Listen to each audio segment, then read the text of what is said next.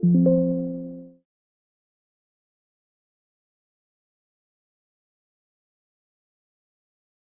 we're going to get to tonight's lesson. There's sort of a few different topics. So the first one we're going to cover is night photography. We looked at it a little bit last week. Let's go into it in more detail. As usual, if you have questions, please put them into the question tab, and Jillian, if any come up, just let me know. Okay, so first thing I want to give you, again, this is an entire class that I teach. So this is a whole weekend class, and we're going to do this in like 10 minutes here. So you're getting sort of the Cole's Notes version or the Reader's Digest version of my night photography class if you want to go out and try these things. And I do encourage it because night photography is a lot of fun. So there's a few things that you absolutely must have to do night photography. Okay, the first one is a tripod. Now I think everybody has one, which is great. You need to make sure you have a sturdy one because you're going to be doing long exposures. Ideally, you want to have a remote trigger or some type of a release that fires the camera. When you're doing long exposures, you don't want to have to be pushing the button with your finger because you add vibration to the system. Okay?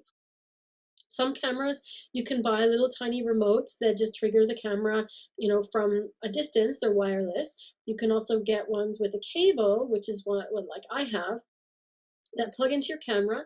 Make sure that you take your camera to the store when you go buy one. Go to a camera store because you need to get the right end to it. You need to make sure you get the right model that plugs into your camera. They're not all the same. Okay, so they just fire the camera. The benefits of the wired ones are, number one, you're not going to lose it. When you're out photographing at night and you have a little tiny remote, these little ones that come with the cameras, they're about an inch and a half big. I would just lose it, to be honest. So I like the wired one.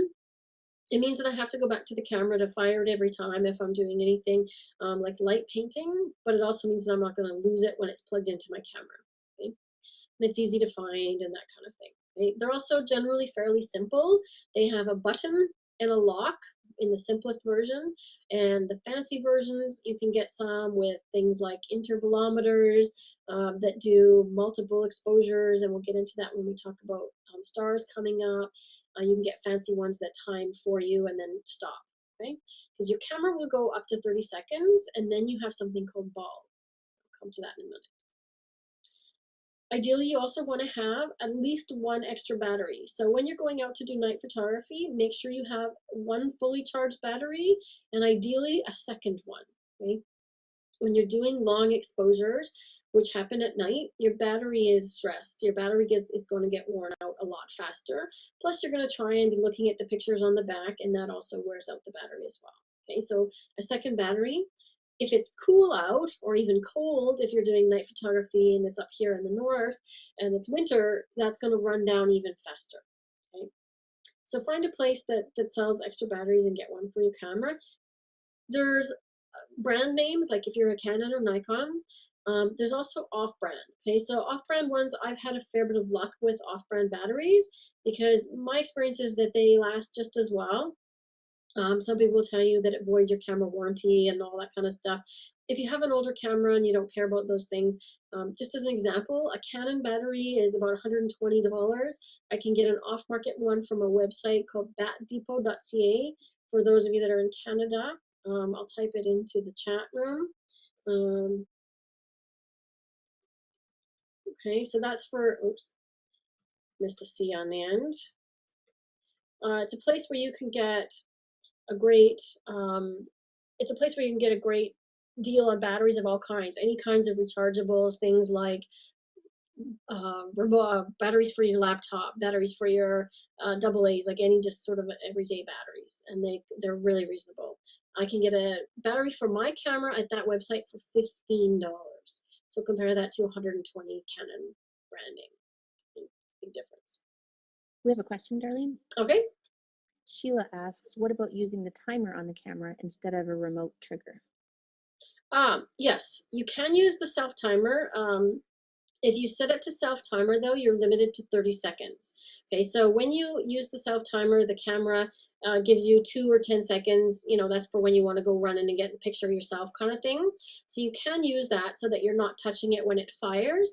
However, when you get out into doing night photography, you're gonna have times when you want to do exposures longer than 30 seconds, and your camera won't time that. we're using the self timer. Okay, so when you get into longer than 30 seconds, you have to go to bulb, and you can't use self timer for bulb because it has to be that the shutter button has to be pressed the whole time, or it has to be locked. Okay, so that's where that cable release comes in. Good question. Okay, the next thing on the list is to have a lens shade or a lens hood.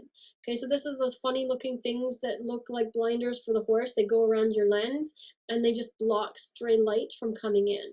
You see more of that happening at night. The light comes from everywhere if you're shooting street scenes. You just want to make sure it doesn't hit your lens. So if you don't have a lens shade or a lens hood that came with your camera, again, go to the camera store with the lens that you want to use and make sure you get the shade that's appropriate for that one because they are different sizes and shapes. Okay? Lens shades can run you around $20–$30. And lastly, something that you don't have to buy, but you definitely need to have, and that is patience, right? So it's not gonna come out perfect the first time, most likely. So patience in just experimenting and getting it right, and also realizing that when you go out and do night photography, you're gonna be out for probably a couple of hours and get a few shots if you're lucky, okay? So be prepared to spend the time and come back with a couple of really stunning images as opposed to shooting all night and getting a few hundred.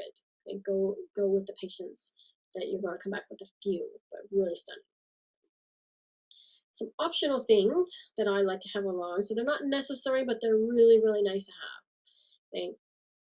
If you don't have a remote that does the timing for you, so if you get one of the simple wired ones, a digital timer of some kind, I just use my cell phone. Okay?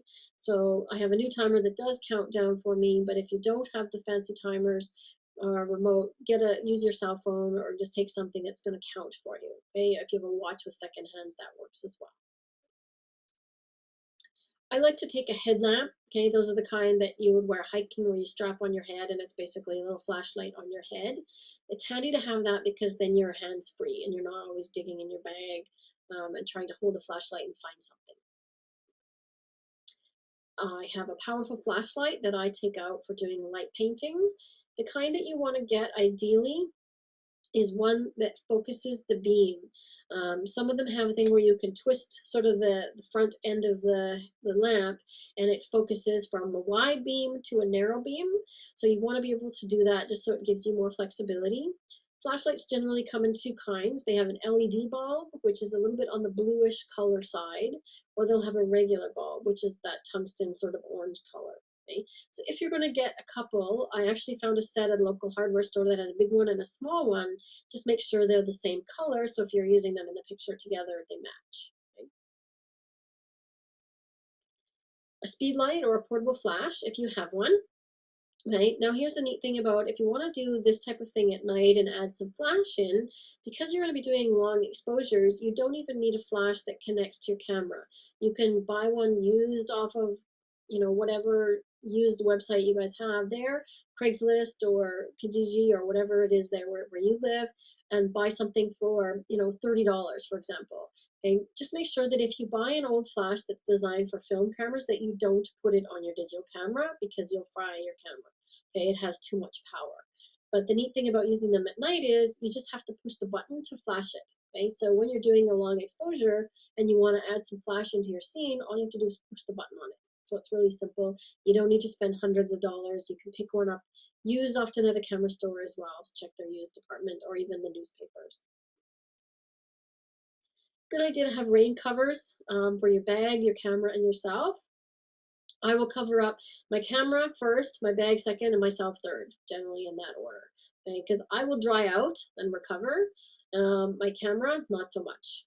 Okay, and my camera is fairly weather sealed. If you have an entry level Rebel or a Nikon like 5100 or something like that, they're not as weather sealed, so you have to be really careful about getting water in them. Okay? Sometimes at night you get surprised. Just make sure that you have covers for everything so that you don't get surprised. And if it's a little bit dewy outside, there's not really much you can do about that because it's going to accumulate even inside your rain cover. Just be prepared for weather if it does change. It's a good idea to have a little lens cleaner cloth. Make sure that you get one that's made for lenses, not so much eyeglasses. They're fairly similar, and any kind of a microfiber cloth will work. But if you get one that's made for lenses, especially removing the dew, they do a better job of taking off that moisture on the front of the lens. So oftentimes if I'm out photographing at night, the lens starts to fog up. So unless you have one of these things to wipe it off, you're pretty much done for the evening because it'll just keep coming back. Okay? And they're usually a couple of bucks. Okay, lastly, it's really helpful to have somebody along for the ride, help you push the buttons, use the flashlights and things to light things up. And I'll show you a bit of how to do that. And it's just more fun. Okay? You're out there for several hours by yourself. It's not nearly as fun. Okay, so here's a few examples. Okay, just put some in the chat room. Okay, how did I do this? Earlier lesson, we learned how to do this. Does anybody know how I did that?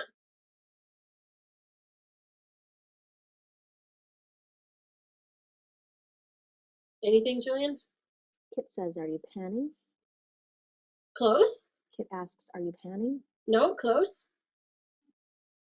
We learned it in the Zooming, same. Olivia says. Zooming, yes, I absolutely zoomed. Zooming, Brenda says. That's yeah, absolutely, I zoomed. Yeah. Okay. Now the interesting thing about this, neon signs work really well for zooming, and obviously the little lights around the restaurant. This is a restaurant where I live, and it shows up differently if you, like I said, zoom more at the beginning of the exposure or at the end. And I did several different ones with this scene, and you can tell it looks different from one to the other, and the sign appears to sort of jump off the screen in this one.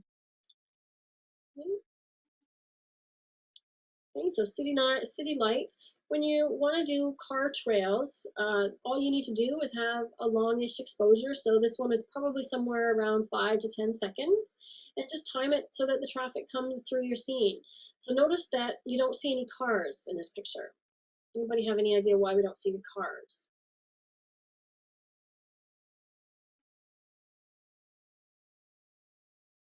Nope. I see a couple questions. Right? So you don't see the cars because when you're doing a long exposure, the item that you're shooting has to show up for at least half the exposure, otherwise it becomes a ghost. Okay, so this is the Brooklyn Bridge, New York, so it's going fairly fast. The cars are going fairly fast, so they are not appearing. What is appearing, however, is the lights. Okay, so the cars are not lit up, they do not appear. The lights, however, do show up because they're much brighter. Okay, so you just see a speck of them. It's a similar effect with fireworks, right? That's how you see the fireworks show up. It's that little glimmer with a long exposure. And I've got some examples of fireworks as well. Okay. So if you want to try traffic at night and get some car trails, just find a vantage point where you can sort of look over like this, down a hill or on a bridge, and just practice with some long exposures, timing and getting the traffic coming through your scene. City night. So this is the same kind of idea, right? The light is red, the traffic is going across the street the other way, left to right, and the people are frozen. They were there the entire exposure, so was the fellow on the bicycle. The cars that were going by the other way went right through, and all we saw was the lights. Brenda has a question, Darlene. Okay, she asks, how do you focus in the dark? How do you focus in the dark? Okay, so when you're doing a city scene, it's fairly easy to focus because you can focus on any light source. So depending on where in this scene I wanted to focus, I would probably focus on the traffic light. Okay, so it's really easy. Your camera, in order for your camera to focus, it just needs to see contrast. And the problem at night, if it's entirely dark, is it has no contrast. Everything is dark. Okay. I'll come up to another scene and I'll answer this again. So just remind me, because when you're doing something that has light like this, it's fairly easy. Okay. What you do want to do, however, and I have some tips coming up at the end, and this will be in your notes as well, is you need to lock your focus and make sure it doesn't change. So once you get the focus where you want, so you can use autofocus in a scene like this, you want to either use focus lock or just turn your lens off or your autofocus off so that it doesn't focus in between your exposures. Okay? Because if your focus dot is not on the exact right place of where you want it to focus, it's going to do what's called focus hunting. It's going to do that zzz, zzz, zzz, in and out, looking for something to focus on, and you may end up with a blurry picture or just miss entirely. Okay, so neon lights again. These lights change, so this is a fairly long exposure again. The lights on the flamingo sort of flash up and down, and the same on the marquee. But because I did a long enough exposure, they all look lit up, right? The people going by, however, were moving. So you can see who was walking and who wasn't walking. The people that are sort of in the front center there under the George Wallace sign, you see they sort of look like ghosts and they're almost half there, right? If they had been walking the entire time and I'd done a long exposure, they wouldn't even show up at all. Okay, so here's those tips. Okay, so the biggest thing that I can suggest is, besides having a good tripod, is head out a bit early. Okay, so we talked about sunsets last week with our lighting. So if you're already out shooting your sunset, don't pack your camera up and go home just yet. Okay, so right after sunset, you get something else that's called blue hour. Okay, so we have golden hour before the sunset, we have blue hour after. And what happens in blue hour is the sky turns this rich dark blue and it doesn't go completely black yet, okay? And this helps to show lights in the city really well, but it gives you that sort of depth to the picture that you don't get with a black sky. Okay, I'm just going to go backwards to that New York scene. Okay, so look at the difference there. We have blue sky versus this one with the black sky. Okay? So it just gives a little bit more separation between the subject and the sky. It gives that depth. Okay? So ideally you want to keep shooting right after sunset, okay? Depending on where you live, how far away you are from the equator, sunset, is either slow or really fast. Same thing with blue hour, right? So the closer you are to the equator, it disappears pretty quickly, okay? The further north you are or further south you are, depending on which hemisphere you're in, you've got a bit more time to work with, okay? Okay, so there's that blue hour example again. So the sky is not the perfect black. Okay, so obviously the sun has just set here. And I'll tell you how I did this one. Okay, so the sun has just gone down, it's completely set, and it's just starting the blue hour. So there's a little bit of that orange glow still on the horizon, but the blue sky is starting to appear and get that rich blue. The bird, now I sat here and I froze for about 30 minutes because I wanted something else. The birds were flying, they were up in the bridge. I could see them sitting up in there. And I wanted one to fly closer to me. And finally I set my camera on to shoot multiple frames. So when I held the button down, I shot several in a row. So I shot 4 pictures. This is all the same bird. And then I put them together in Photoshop. So I actually blended them together so the bird appeared to be flying across the frame. Right, blue hour again. Right, this was a neat situation because we arrived at this little gas station. We were traveling on Route 66 in Illinois, and I really wanted to photograph some of these little gas stations. And we showed up, and it was getting pretty dark. So I thought, okay, I'll get out my bag of tricks, and get out my flashlight and start doing my thing with painting with light. And I'll show you that in a second. But what happened is I sent Rob in with the flashlight, and the whole building lit up one piece at a time. Okay, so they had motion sensors set all the way around the building in different places to light up different lights. So basically what happened was I shot them all in different exposures, and I had Rob run around the building setting these lights off so I could get all of them on. They never would stay all on for one exposure, so I had to do them in multiples and put them together again. So a little bit more advanced techniques of putting images together like the bird. Okay. You'll notice that the grass behind, look at the left of the building, the grass behind the building is lit up. Okay, well, we never would have known that except that we were at this place for so long that Rob had to go to the bathroom. So being a guy, he did what he did. Guys go to find a bush or hide around the backside, and of course the light went off, and I took another shot. But the backside lit up. I have a question, darling. Yep. When you call it the blue hour, how dark is it? Like, because I know that when I'm out taking photographs and it's dark and then I take a photograph, it shows so much brighter in the photograph. So are these dark, like you think you need your flashlight out? Or is it kind of dusky, like that purpley magic Yeah, it's hour past light? dusk. Like this one with the So gas pretty station, dark. if we turn those lights off, and I don't have my headlamp on, I cannot see my camera in my camera Okay, bag. so it's pretty dark. Yeah, this is just pretty much nighttime, right? Okay. There's just that sort of little bit of color left in the sky before it goes pitch black. The one with the bridge had a little bit more light, but not much, right? It's pretty dim. So And it's so the deceiving in the pictures then, right? Right. So what's happening is, remember that thing where I talked about the camera meters for gray? So your camera is trying to make your scene medium gray, but in reality, it actually should be darker. So that is a case where you need to tell the camera, no, I'm going to override you and say I need it darker. Do you remember that? Yeah, no, that makes sense. Right? And so that's why I also shoot in manual most of the time for night photography, because I do want to control it so it tends to stay on it's going to be more towards the minus side, -1, -2. And I do have some tips for you on looking at histograms and things like that at nighttime. So this was kind of a neat situation. We came out of Joe's Crab Shack in Texas, and I saw this beat up old truck that looked like it had a bullet hole in it, and managed to position myself in such a way that I could actually see the sign reflected in the truck in the background. And you just always happen to have your tripod with you too? That one I actually did handheld because Oh, we had just gone for dinner and I didn't bring my tripod with me, so it was shot at a higher ISO just so that I could keep wow. from having blurry It's picture. cool. I like it. It was a good crowd too. Okay, so here's some camera settings. Again, this will be in your notes for this week. So when you get your handout, this will be in your notes. So I'm going to tickle up my nose. Okay, so this first one confuses a lot of people, especially when I teach my night class. So it seems counterintuitive. And the question that you just asked me about, do I always have my tripod with me? I don't. So when you have your tripod and you're out shooting at night, use the lowest ISO your camera has. Okay, I'll say this again. Use the lowest ISO your camera has. Okay, so we talked about ISO being the camera sensitivity. The lowest number is the least sensitive. So it seems counterintuitive that it's dark out, you're going to want a higher number. However, since you're on the tripod, you can go with longer exposures. So the exposure time isn't an issue. Okay. So what having the lower ISO does is it keeps your noise down to a respectable level.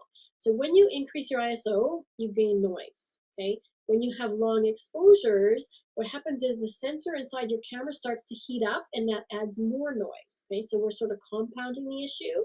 The other piece of the puzzle is that noise lives in something called the blue channel.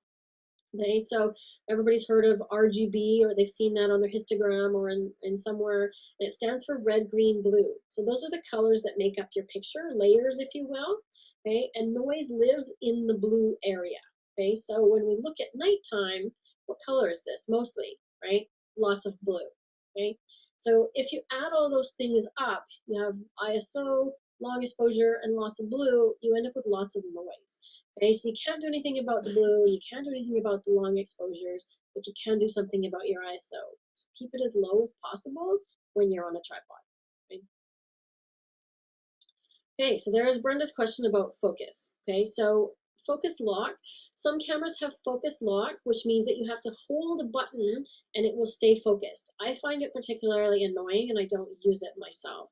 If you want to know about it, your camera manual should have some information on using focus lock. Okay. What I use, and most cameras have this availability, is something called back button focus. So what it does is the button that you usually press to take the picture does a couple of things. It meters, right? It instigates the camera meter, so it's measuring the exposure, and it focuses. When you push it halfway down, it focuses. Okay. What the back button focus does is it takes that focus part of the equation out. So when you push the button halfway down, it does not focus. And what you do instead is you switch it to a different button on your camera. Okay, so depending on your model, there's buttons on the back. So as you're holding your camera, where your thumb would be, your right thumb is generally one of those buttons on the back that will be the back button focus. Okay, again, check your manual. If you're not sure how to find it and you need some help, you can email me. But my biggest source of information on how to find those things is go on YouTube, search back button focus, and put in the model number of your camera or the name and model of your camera. Somebody has probably done a video showing how to set it up. Okay. It takes a little bit to get used to at first, but this is what I teach all my students for doing night photography and for doing HDR, where we do not want the focus to change. It takes a lot of practice to get used to. I find a lot of my students end up switching to using only this method for everything. Okay, because what it does is, like I said, it separates. So you're taking the picture with your index finger, you're focusing with your back finger. Okay, so at nighttime, what you do is you're going to point, use single dot focus. So make sure you're not allowing the camera to choose where to focus. Use a single focus point, right? Ideally the center one. Point it at the thing you want to focus at and press that back button, right? If you've got that set up. Once you let go of it, it stays there. So that essentially is focus lock. So as long as you are not moving your tripod closer or further away from the subject, and it's not moving, I'm assuming, right? You do not have to refocus. So you can take as many shots as you want from that spot. You can even angle your camera up. You can turn it to the side. Your distance hasn't changed, right? As soon as you pick up your tripod and move somewhere else, you need to focus again. Right? The other method is if you don't have that or you're not sure how to set it up, is to just simply turn it off. Okay, so use your camera's autofocus by pushing the button halfway down and then switch it off. Okay, so once you let go, it stays. Okay? Switch it off on the lens. If you're using Nikon, you have to switch it off on the lens and on the body.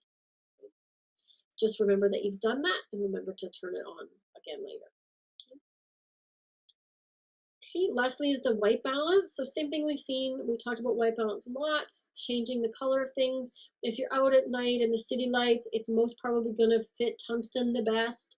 You'll find that if you get some lights that are really, really orange, it's still going to show up pretty orange. Okay, so that goes back to this whole thing about if you're editing and you're shooting raw, you have more flexibility to adjust your color, but try to get it to something close inside your camera, as close as possible. Okay? If you're shooting JPEG, what you see on your camera is going to be what you get. So make sure you get it close. Okay? Set your camera on manual or bulb. Okay, so if you have your camera, most cameras will have go to 30 seconds. So if you're in manual mode and you're dialing down your shutter speed, you'll see it eventually show up with something that looks like 1 inch, right? The little inch mark, the quotation mark, that means seconds. If you keep going and going and going to the end, you'll get to 30 seconds, okay? Depending on your camera model, it's either going to have bulb at the end of that, or it's going to have bulb on the dial on top of your camera. Excuse me, just let me have a drink of tea here. Okay, so what bulb is, it's actually kind of a historically interesting term because in the early days of photography, when you went to go have your picture taken, let's say you were going to have a family portrait, um, do you know how they look sort of all really stiff? Here's a little bit of just trivia for you on historic processes. They all look kind of stiff in their photos and they look like they're sitting like this with a stick up their backside. Well, that's because they were sitting like that with a stick up their backside. Okay, so film in those days was very low ISO. We think in terms of our ISO on our cameras now is ridiculously high, right? On our lowest is 100. Okay, back in the days when film was first started, you might have ISO 16. Okay, so it means that a very long shutter speed, sometimes 1 to 5 seconds to take a portrait. Okay, so in order to hold them still, they actually had a thing attached to the back of the chairs they sat in that held their head. So they clamped their head into place or their neck into place. So it wasn't extremely comfortable. And the reason you saw them with the sort of stoic looks on their faces is because it's much easier to hold with your lips together for 5 seconds than it is a smile. Okay? So there's a little bit of trivia for you. The bulb piece of that is if you've ever seen sort of the old photo studios, or maybe you've got a place where they have a photo studio set up that look like the old time ones, you'll see these funny looking things with a big rubber thing at the end where you squeeze it, okay, similar to what we would use to blow off our keyboards today with a little puffer. Okay, it was just called a bulb release because it's literally how they fired their camera. They squeezed the bulb and the air pressure would fire the camera. There would be a wire device at the other end that would fire the camera. So it was actually a bulb release. Okay? And as long as they held it, the camera would be opened. Okay? So bulb on your camera simply means that as long as you press the button, or as long as the shutter button is depressed, the camera's shutter stays opened. Okay? If you don't believe me, go ahead and find bulb on your camera and give it a try later today. Okay? Okay, so bulb allows you to do exposures longer than the 30 seconds that your camera times. So that question that we had earlier about using the timer won't work for anything longer than that. Okay? I'll show you some examples where you're going to want longer exposures. Okay, back to file format again. If you are shooting raw, this is where it's going to be helpful because adjusting that white balance and pulling in some of the detail is helpful at night. You kind of get a lot of contrast to scenes. If you are shooting JPEG though, don't worry about it. You are where you are. Do the best you can. Right? I suggest that eventually most people are going to migrate over to shooting raw and processing their photos. If you're not there yet, don't worry about it. Just take baby steps and you'll get there. Right, we talked about the histogram and the blinkies before. We talked about that, I think, in lesson 1, where we learned the camera basics and things. Okay, so make sure that that's turned on. What you want to look for in your histogram with night photography is anything that you don't want overly bright, blown out. Okay, so blown out being the blinkies. You're going to see the light sources blinking, which is fine. Okay, just make sure that when you look at your histogram, you actually see lots of dark. Okay, so if most of the histogram is in the middle or the right, it's probably going to be too bright. It's overexposure. Okay, so that's when you're going to tell your camera, I want less exposure. Right? Some different light sources that you can use to try and light up your pictures. Get creative with it. Okay, you can use headlights from a car. I'll show you an example of that. The activated lights that I showed you around the building. Okay, sometimes you get lucky on those things. Sometimes it's just a simple flashlight does a great thing. Show you some examples of that. Safety, please. When you go out at night, be aware of your surroundings. Be aware that watch where you're going. Number one, I've seen lots of people so focused on photographing and setting up their camera they trip over a log. Okay, so please be careful. Again, headlamp is helpful to just see where you're going. Right, go with a buddy if you can. And if you're going out somewhere and you want to go photograph that really cool old barn or something like that in the field, make sure that it's safe. Make sure that you're not trespassing on somebody's property and you have permission to go do so. Okay, so street lights, there's a neat little miscellaneous thing for you. If you're shooting in the city and you want your street lights to turn into a starburst, all you need to do, you don't need a special filter, you don't need a star filter, you just need to use a small aperture. Okay, so they generally start to show up about f11. So if you use f11 or f16 or smaller, okay, your lights are going to start to turn into stars. And how many sort of rays they have depends on the aperture of your lens and how many blades it has. So how many blades in your aperture are represented in the star exactly. It's kind of cool.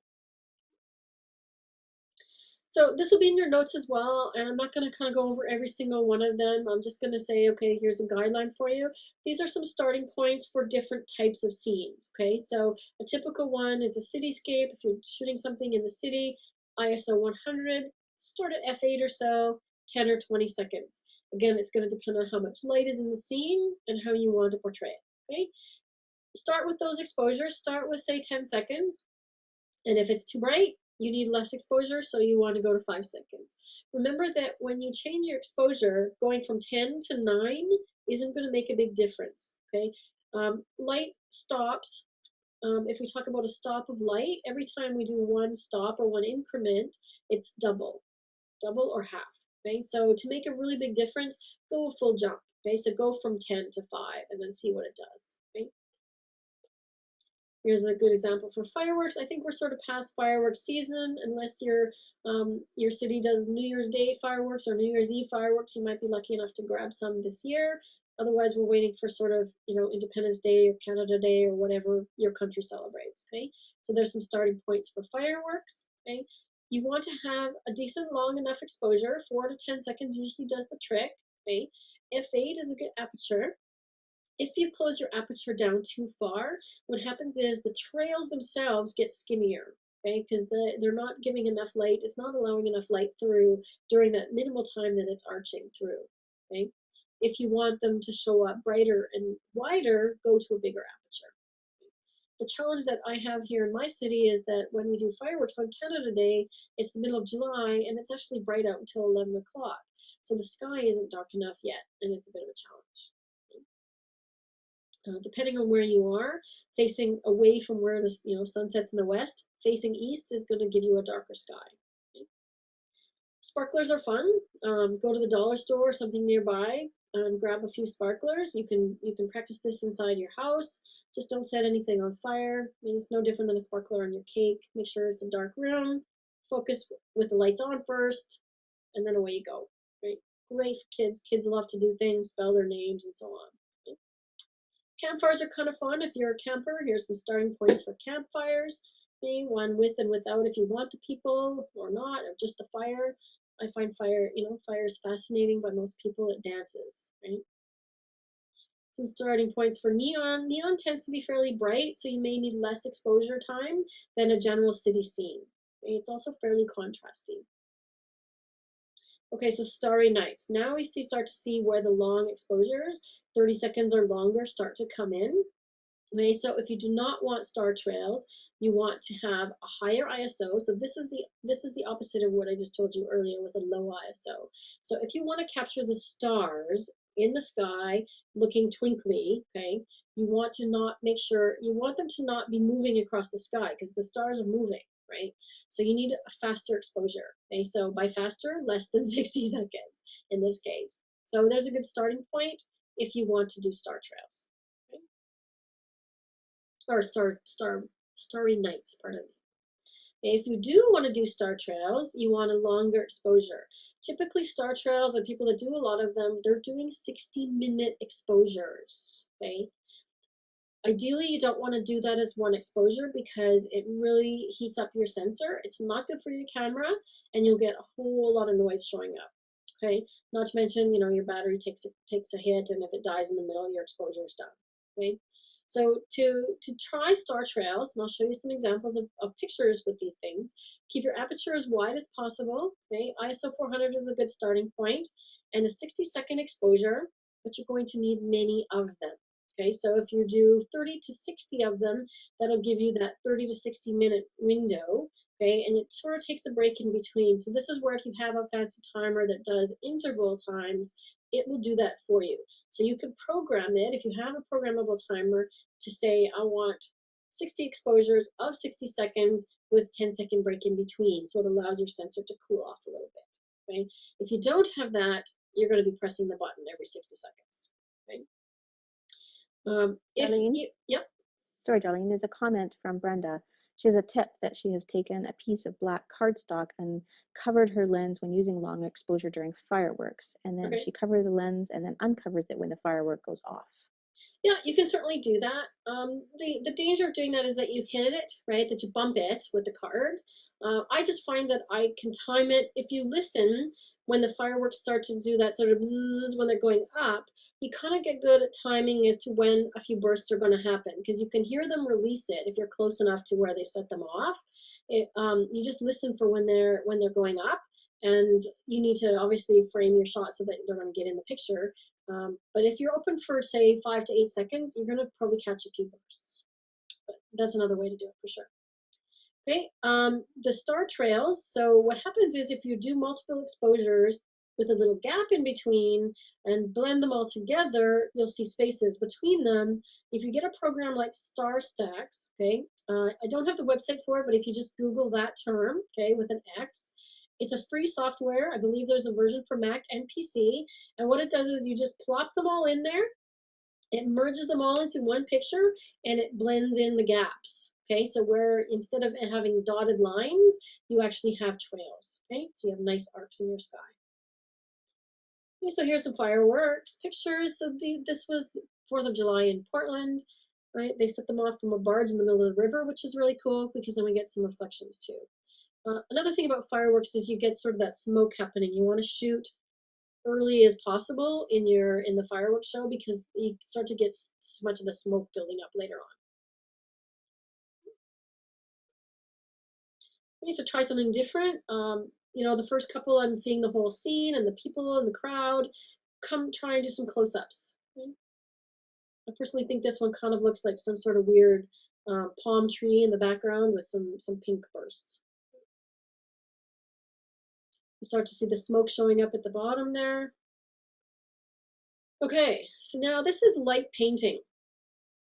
This is done in my Drumheller workshop. Brenda, you really need to come on one of these with me. She's in Alberta.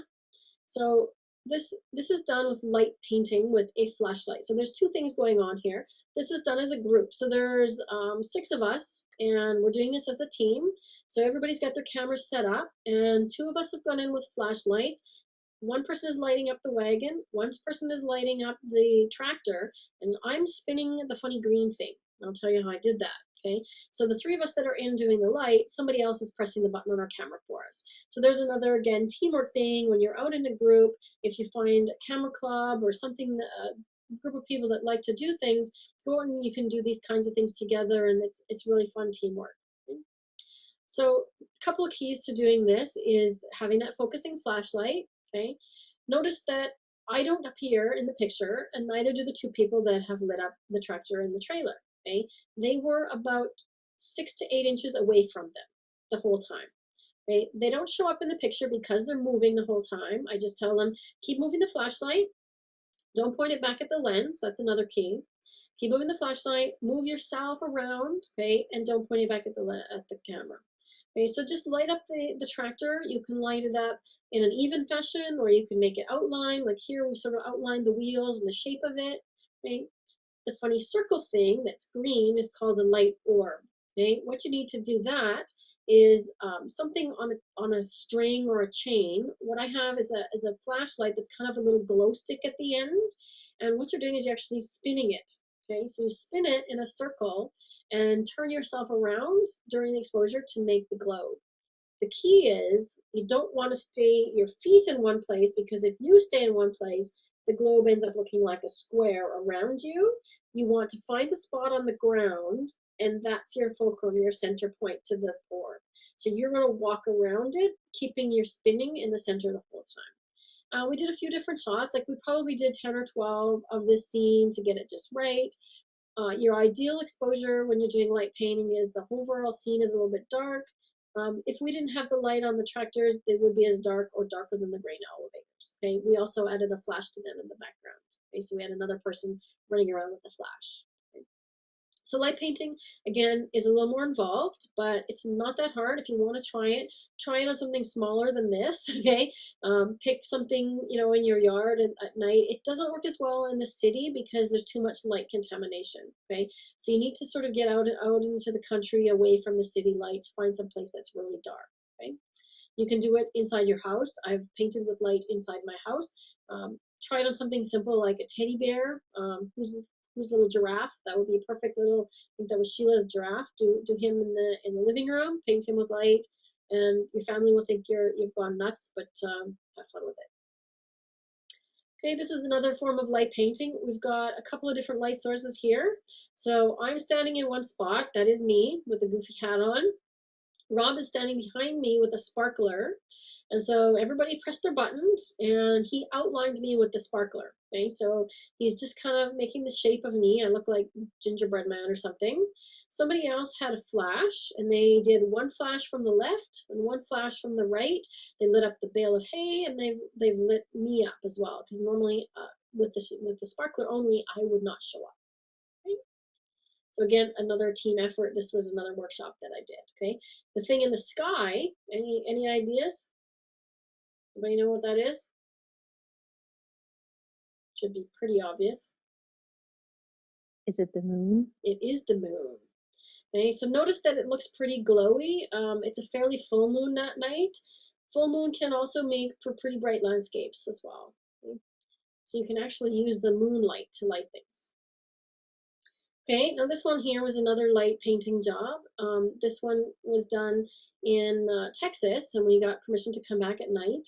The fellow, we took photos during the day, and we said, do you mind if we come back at night and just let your neighbors know that, we're doing this, because in Texas, everybody has a gun, so you have to be very careful, and they all knew we were coming to do this. And the orange sky, anybody know why the sky is orange?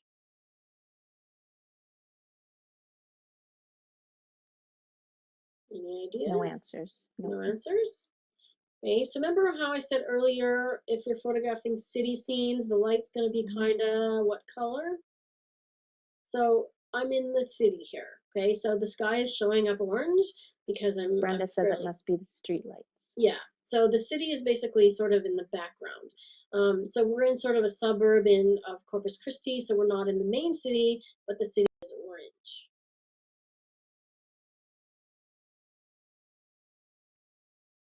Any No ideas? answers. No. No answers?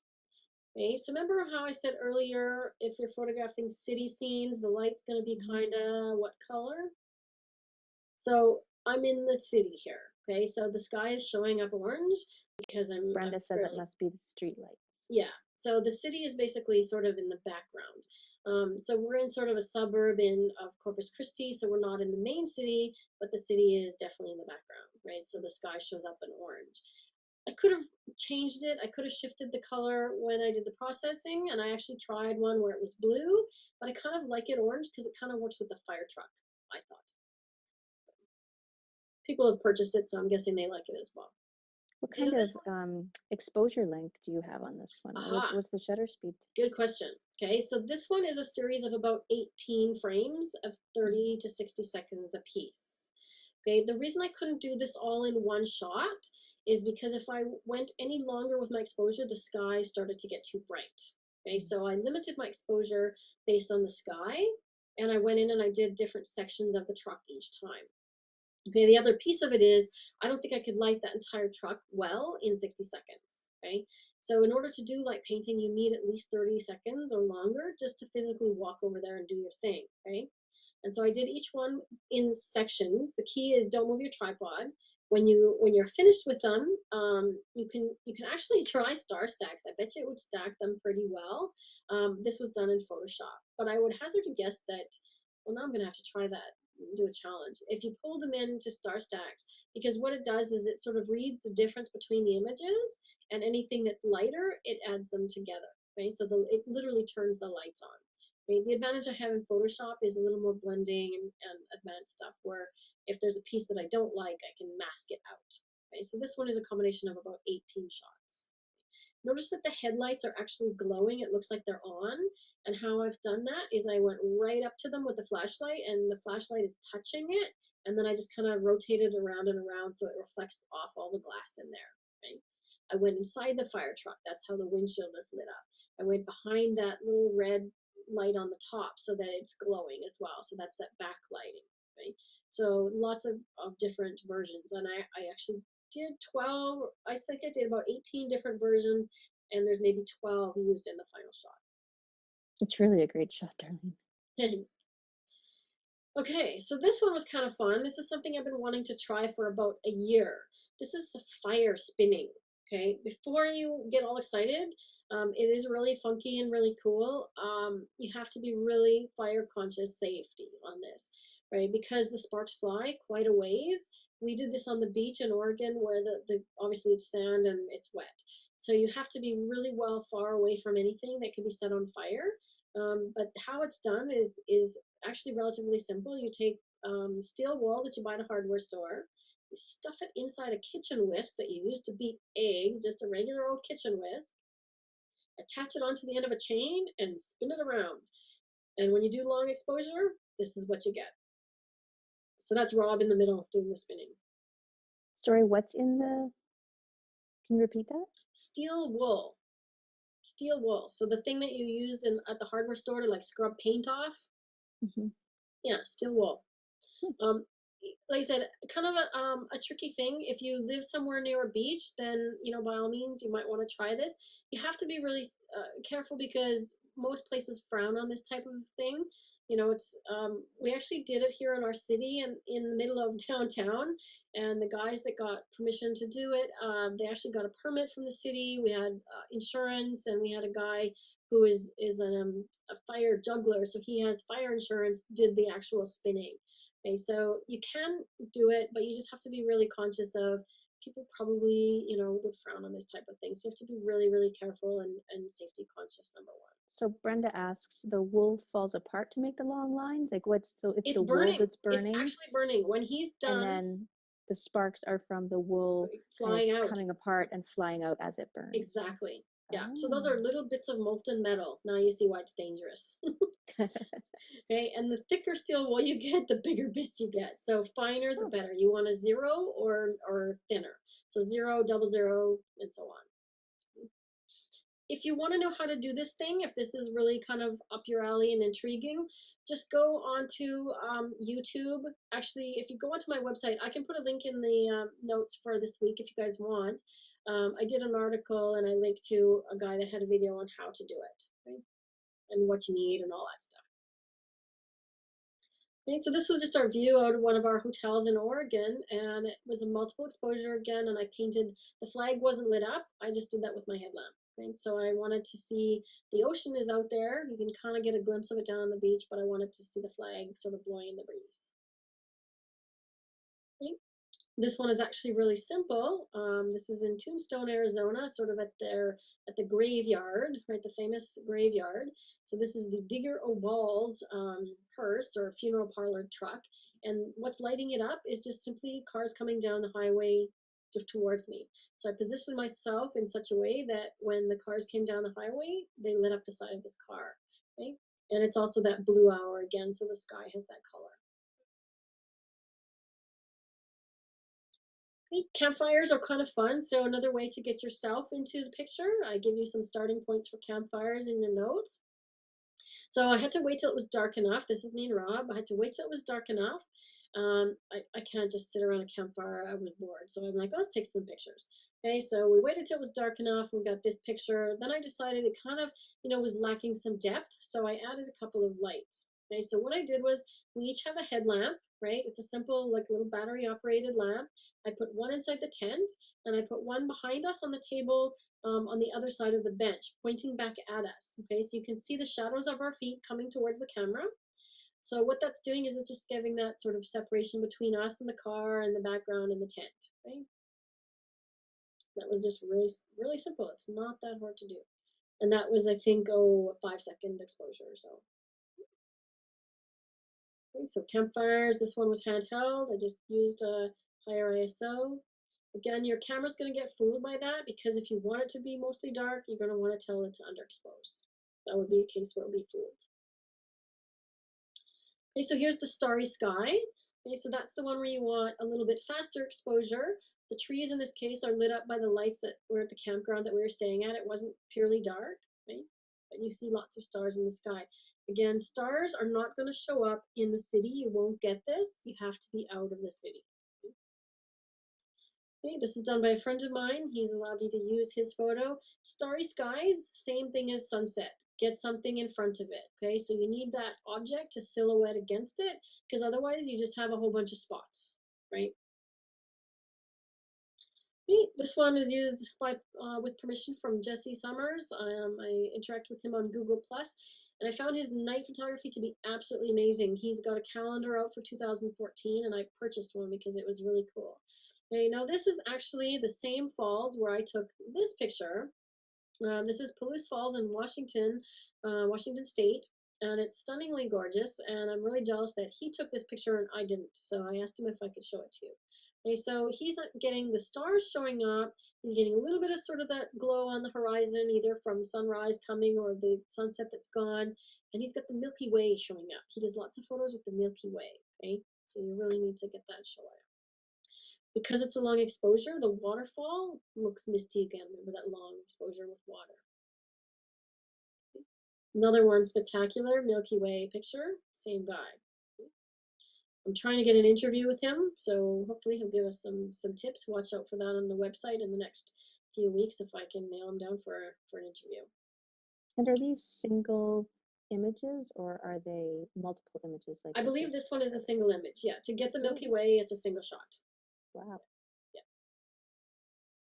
Okay, so then the star trails that I was talking about, this is what star trails look like. So the stars rotate around the North Star. I'm not sure how they're going to look in Australia, though. It might be interesting. Give it a go, Olivia, and tell us how that comes out. So this was on Flickr. So Flickr has Creative Commons license where they allow to use your images for educational purposes. So he had his information on his exposure. He did 90 frames of 30 seconds apiece. Okay, so if we think about that, that's about 45 minutes. Okay, star trails work well with wide angle lenses because you get sort of more of that circle arch showing up. Here's another example. You can see the light contamination a little bit on the church. There's obviously some city lights which are showing up as orange. Okay, 84 frames at 30 seconds. So again, in that 40 some minute exposure range. Okay, this one is 55 30-second exposures. Okay, but their aperture is a bit more wide open. And then you also see that the the foreground with the buildings is quite blown out. It's possible that they've masked that back in with a single image, right? Because it may be too bright with all of them put together. To kind of get the idea with the stars arching over. Same thing applies. You still need to have something interesting in your foreground, interesting in your picture, right? Otherwise, you've just got a spiral of dots now. Okay, so it does take lots of trial and error, and lots of stuff is going to end up in the trash. Don't be afraid of that. Don't worry about it. Okay, but just go out and have some fun with it. Night photography for me is a lot of fun. Like I said, when we were camping, we camped in Oregon on the beach along the coast, and part of what makes it fun for me is, I'll pull my camera out and take some night pictures. I already mentioned find a group to go do this with. It's a lot more fun with a bunch of friends that like to do the same thing. If I'm lucky enough to have a spouse that's patient and likes to do these kinds of things. You may not be so lucky. So dragging your spouse along, they may get bored, especially when you're taking an hour-long exposure for one picture. Tripod is really sturdy. Having a really sturdy one is key. I can't stress that enough, because if your tripod is moving during the exposure, it's jiggly, it's wind blows it, that kind of thing, you are going to get a blurry picture. Okay, if you get one that has a center column with a little hook at the bottom, that means you're supposed to hang your camera bag there or something there. You can actually buy sandbags, and it will help weight it down in the center. That helps. Okay. So make sure that you have a tripod that's designed to hold your camera's weight. I have an article on that on my website too. Okay, so we're going to get into people photography. We still got 2 more topics to cover. Okay, so we're going to do people in 2 parts: people that you don't know and people that you do know. Okay, keep in mind all the stuff that we've learned so far about lighting, about composition, all of those things come into play when you're doing people photography as well. Okay, so create, again, there's that word, the type of image that you want, and start thinking more and more about the message that you want to send with your images. Okay, what do you want to tell the person that's looking at your photos later?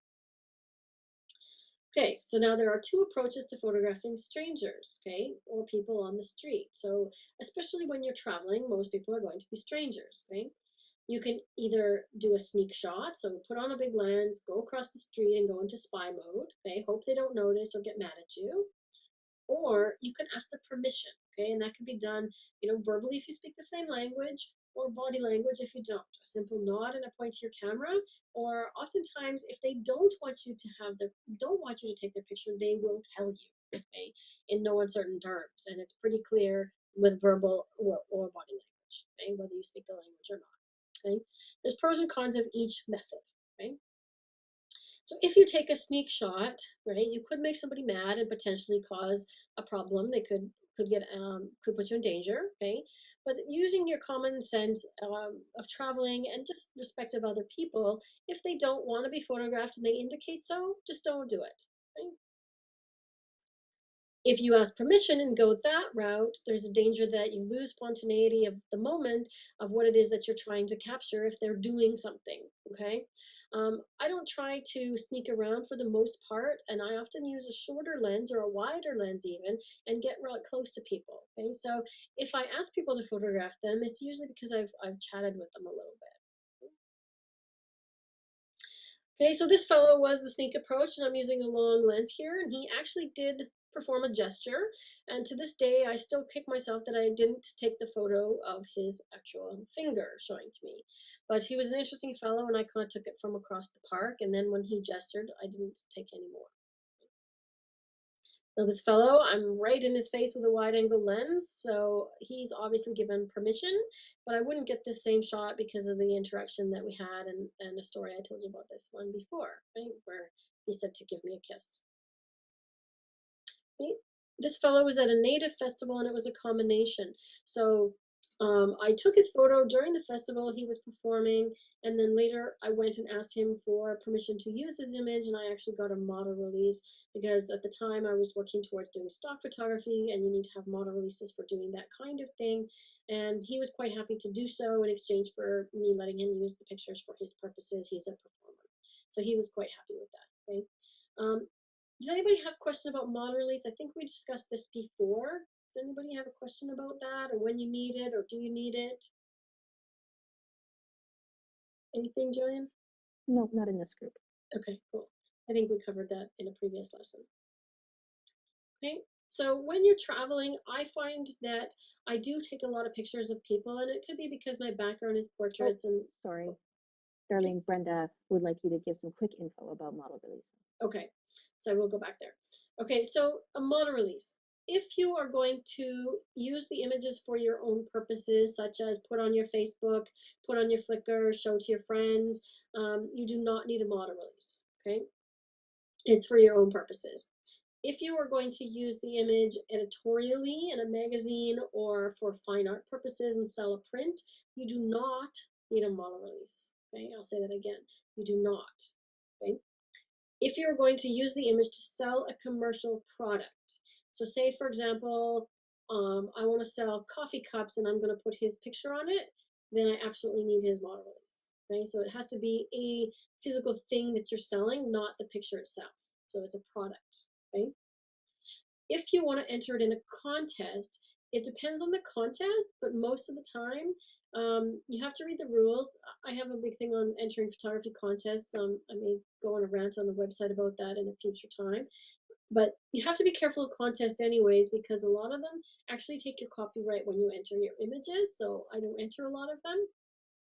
But most of them do ask for a model release because the reason they're having a contest is to provide one winner with the prize, but then it gives them a pool of a whole thousands of images to use at their discretion for free, basically.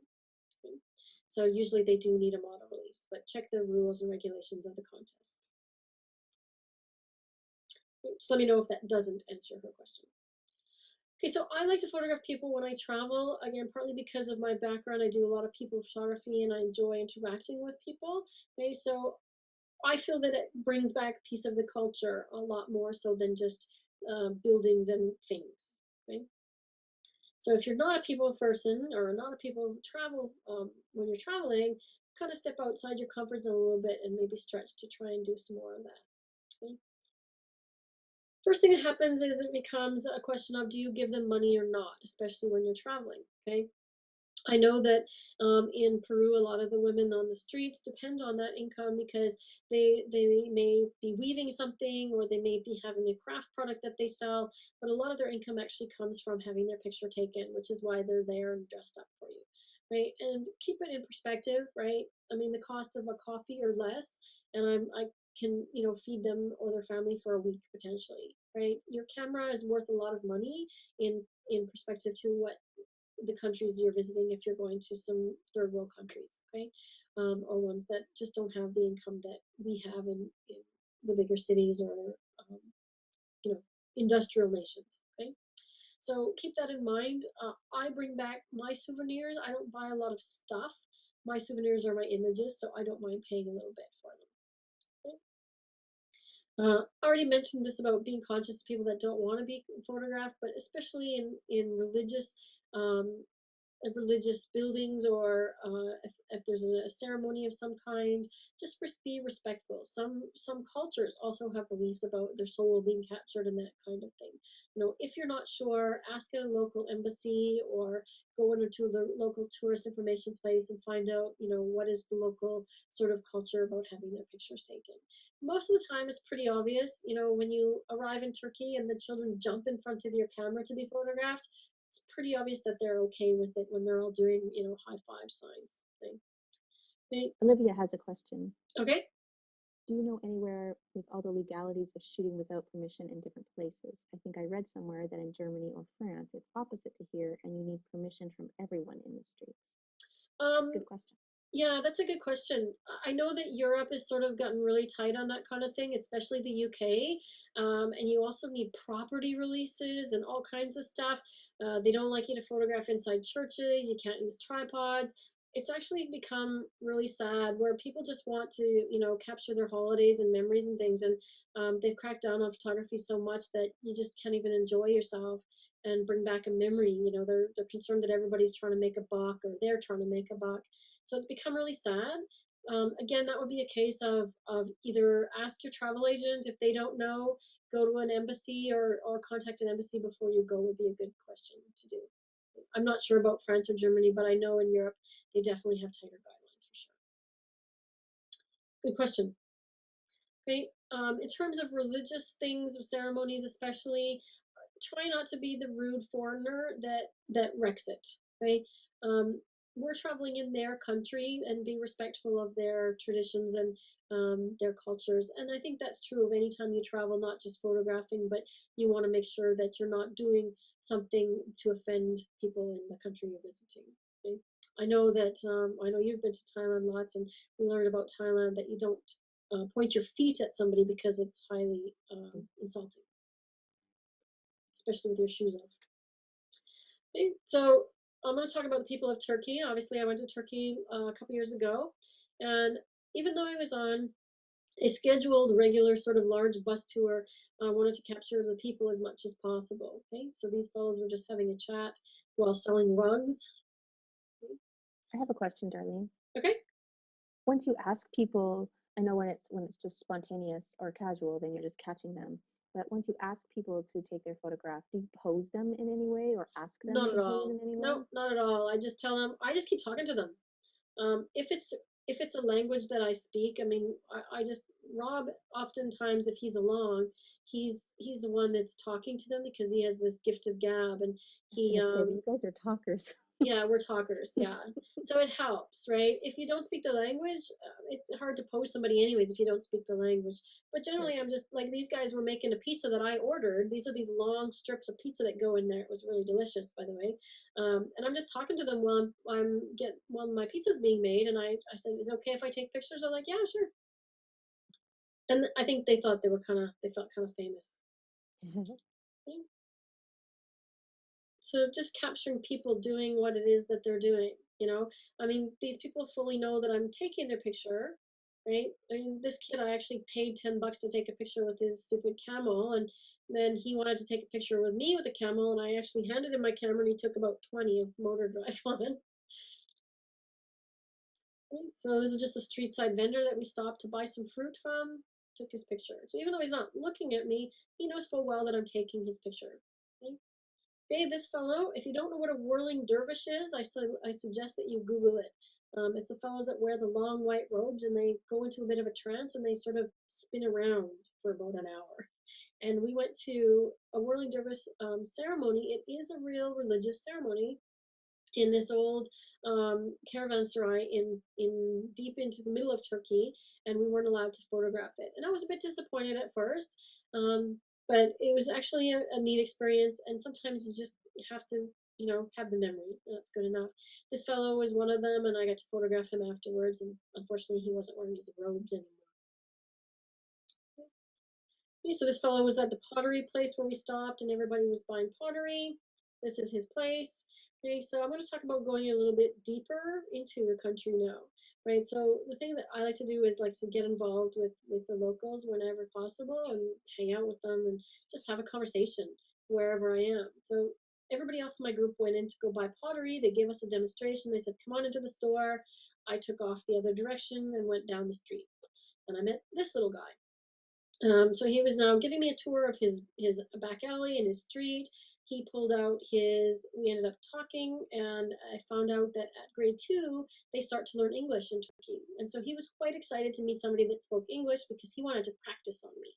So he went and he ran. He got his school books, and he's showing me the school books, and he's reading to me in English. He's pointing at things, and I'm telling him he's correct. And I went back to that's his grandmother, so I got photos with her as well.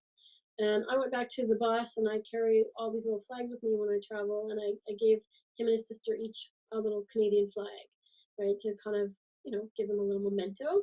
And he went back into the house, and he brought this art book out of this picture that he'd drawn, and he ripped it out and he gave it to me. So I got this one of a kind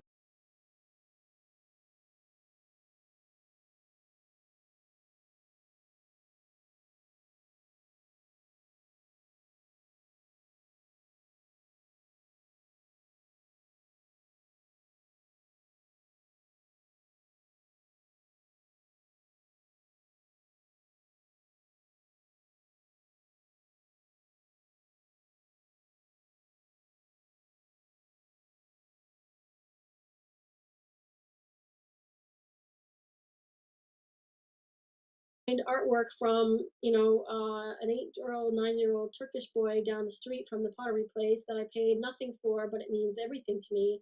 And everybody else came home with $200 pots, which is worth more. I'm going to take the picture every day. Hey, this fellow was a biker in Tombstone, Arizona. He's the biker. This is the biker bird of Tombstone. We've since learned that this fellow actually passed away, the man, not the bird. And we've also seen other people talk about him on YouTube and TripAdvisor and say that he was rude to them and he was quite mean, whereas he was nothing but the opposite to us. Rob videotaped him and I photographed him. We stayed at an RV park across the street where he lived at a different campsite or RV park, which was permanent. And him and the bird would come over every morning for muffins that the lady that owned the park that we stayed in. If he didn't get his muffin, the bird got quite angry. So we got to see this guy every morning and interacted with him and the bird, and got to photograph him later. So it's again that sort of, we were probably standing in the middle of the street with this guy for 15 minutes, before I took any shots. So it's not about, interacting for a second. It's building a bit of a relationship with people, okay, which is what happened here. So this is also in Tombstone where the famous OK Corral is, okay? And this guy is the blacksmith, okay? So I find that most people are flattered, especially if they're in a place where they know tourists are coming, like Tombstone and the OK Corral. There's lots of tourists around all the time, but most people are really flattered to have their photo taken if you just ask them. So this is the first one. His name is Grizz. How great is that? Okay, so this is the first one I took from outside of his blacksmith workshop, and we just started talking, and Rob was asking him about what he had done, and we found out that he was third generation blacksmith going back like 100 years, and he actually makes things for people like fences and railings and things like that for their homes, right? And we've got his card, and we stay in touch and that kind of thing, and he as we talked, he eventually invited me inside. So there's a sort of a fence or a half fence, which you can kind of see there, chest high. Okay, and he's making these pokers for your steak kind of thing. And he's got this cauldron of hot fire where he puts his irons in. He's blacksmithing, right? And he says to me, "What kind of shoes you got on?" And I had like hiking boots, and as long as I had closed toe, he said, "Okay, you can get about this close." And he sort of marched off 6 paces. So I was allowed to come 6 paces away from the fire in any direction because he figured that was sort of the safety zone of he didn't want a hot ember to fall out and burn through my foot, which I really didn't want either. Okay, so this is all just natural light in his shop and me capturing him as he worked and talked with Rob. That was it. Right? But you can see how close I am on the one on the left. I can actually see. I mean, I'm 4 feet from him, right? And I never get these pictures if we just don't, we're talking to him, right? I get the first one and that's it. Okay. Moving on to photographing people you do know. Okay, so this is again in regards to travel, but this applies to anywhere. So a lot of times when you're traveling, you get a photo of your friends or your companions that you're with, your loved ones. You say, "Go stand over there next to the, Taj Mahal or whatever it is," and you end up seeing little ants. They're a little ant, and you see a picture of the Taj Mahal, and somewhere your friend is in. Okay. Think more in terms of taking a picture of them or making a portrait that happens to be in front of a famous place or background. So it becomes more of the background. Okay, so I'm going to show you the left and the right image, or the next two images of Rob at a famous place. Okay, which two images, which one's more interesting? I'm going to ask you. And if you feel the need, take one of the thing itself. So of course you're going to take pictures of the Taj Mahal or the Leaning Tower of Pisa or wherever you're at, and then do one with your friend with it as the background. Okay? So here's one with a Rob at Winslow, Arizona. It's Standing on the Corner Park, so the Eagles' famous song, Standing on the Corner. Okay? There's absolutely no other reason to go to Winslow, Arizona. There's nothing there, trust me. Okay, so this guy would not get out of our picture, no matter how hard we tried. But it's kind of that, Rob is like a teeny tiny piece of the picture, right? Versus this is more about a picture of Rob, and we know, because we were there, we know where that is, right? Standing on the corner with the Ford. Right? So we don't need to see. Sometimes suggestions of things, like the shape of the shadows we did last week, sometimes suggestions of things is all you need. You could go a lot more subtle, and you don't have to hit people in the face with things. Ideally, what you want to do is make sure that your partner or your friend is closer to the camera so that they appear larger. Okay, so this is done with a wide angle lens. We know this because his head is large, right? He does have a large head, but okay, his head is large. So try and get them closer to the camera. Even if you're using a wide angle like this to get the whole scene in, make sure that the person is big enough that they don't just disappear amongst the scene. Okay, okay, so have some fun with it. Go into costume stores like we did. Don't be afraid to look silly in goofy hats. I have numerous pictures of Rob in various different hats, including chickens and all kinds of things. Okay, we're yet to find him a green wig though. Remember to take some of yourself. Either give your camera to somebody else, and I know there's some anxiety around doing that. I have done that many times, and I find that often I end up out of focus, which is one thing. So when I do that, I usually look for somebody else that has an SLR, and I'll say, hey, I'll take a photo of you if you take a photo of me, and we kind of swap. But you want to be in some of your photos to prove that you actually went to these places. Okay? So here's some neat pictures that have a little bit of interest. Photographing companions. Right, we were in the square. I'm sure Liliana would recognize this in downtown Peru. And my friend started flapping her cape, and the birds took off. Rob in one of his, we call this his pimp hat in New Orleans. Okay, that's exactly what it is. Regrettably, we did not buy this hat. I wish we had now. Okay, some of my travel mates in Turkey.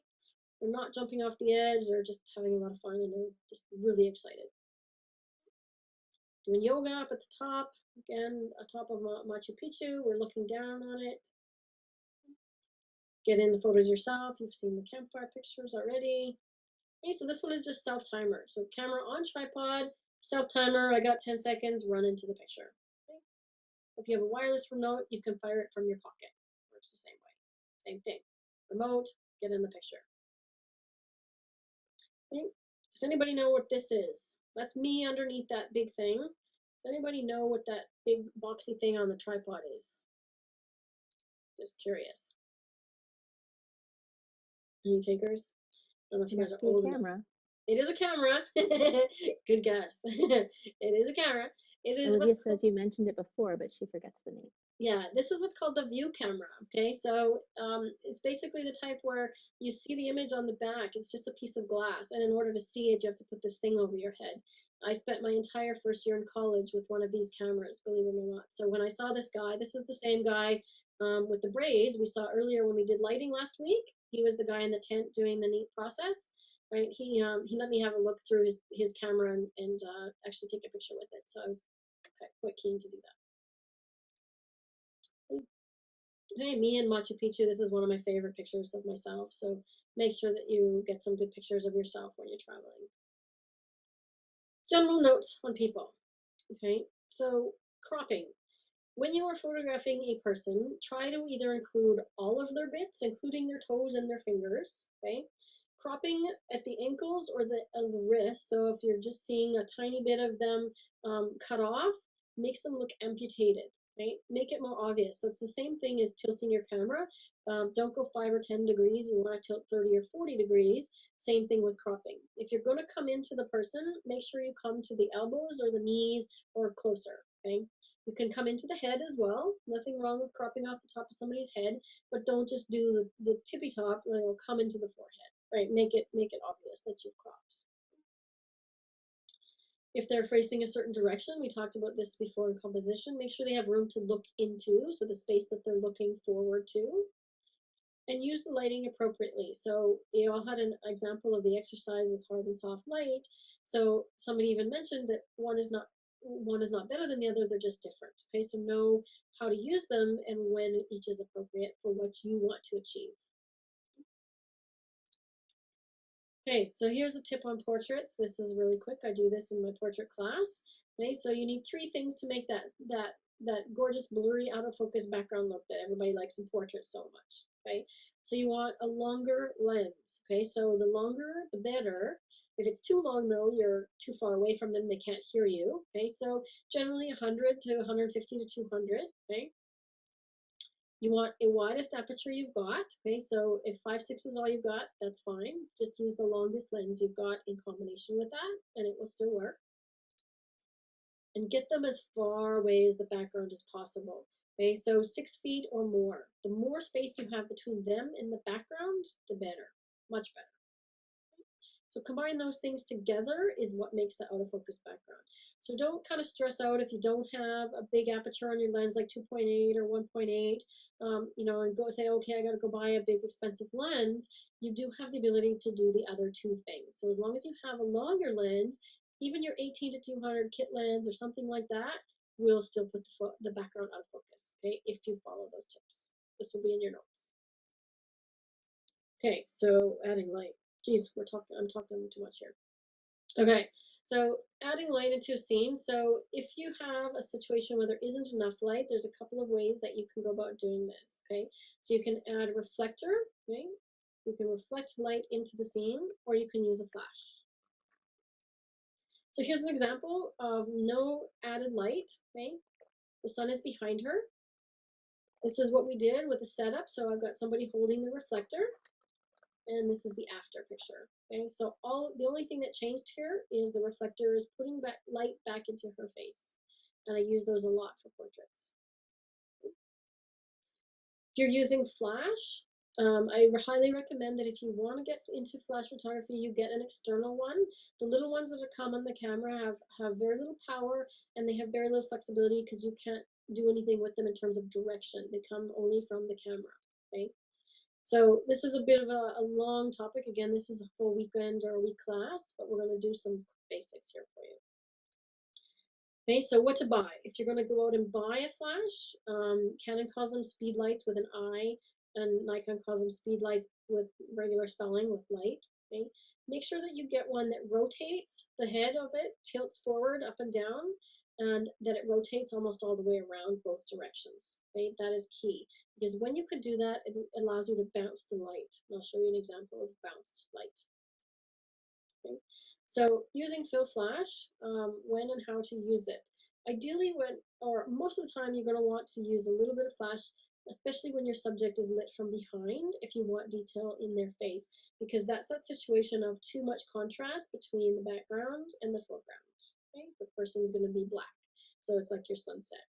Okay? You want a little bit of flash added to them, but not necessarily overpowering it. You have something on your flash setting called flash compensation. So your camera has exposure compensation when you're in aperture and shutter priority, so does your flash. Okay, so -1 means that the flash doesn't fire with as much power, it's lesser brightness. Okay, +1 would be the opposite. So here's an example with Rob, and he's not here, so he doesn't want to see these. He doesn't think he looks very good.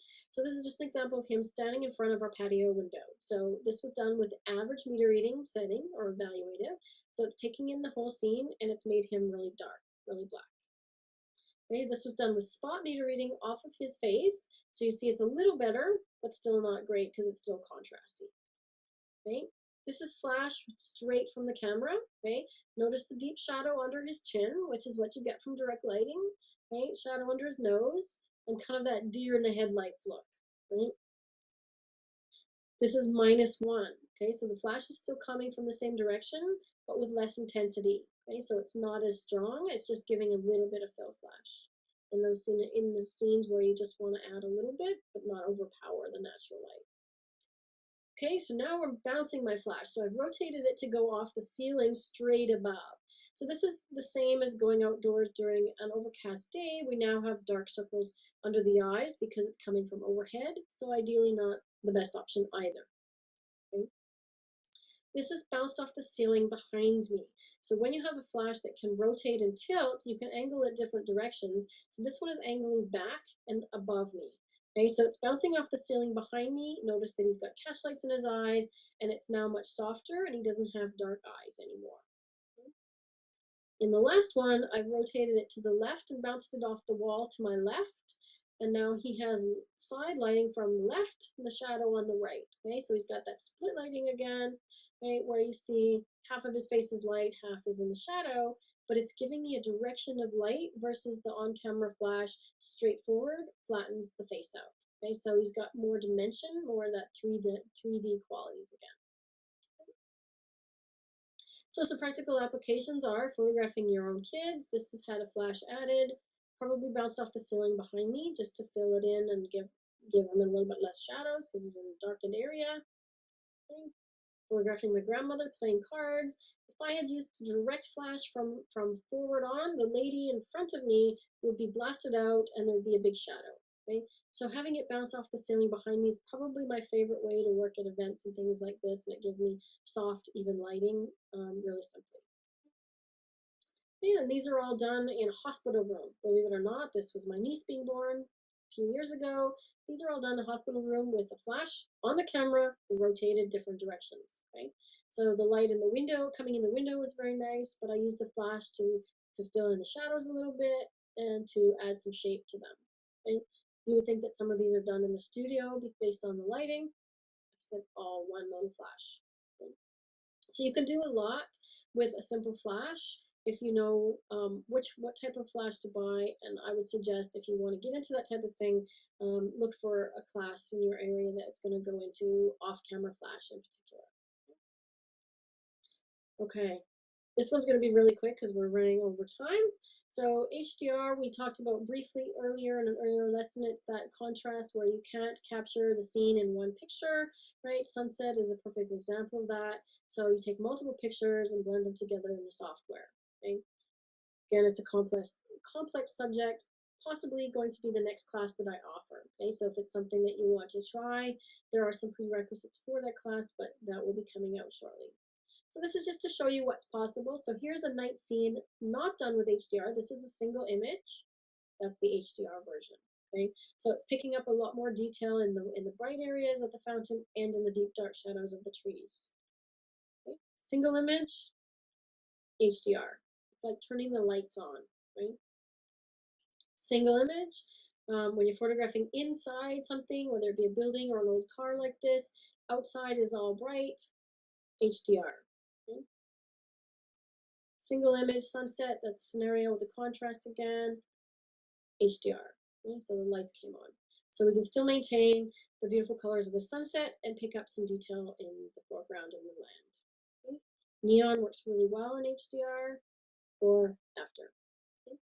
This one I've even added a fake reflection in the ground.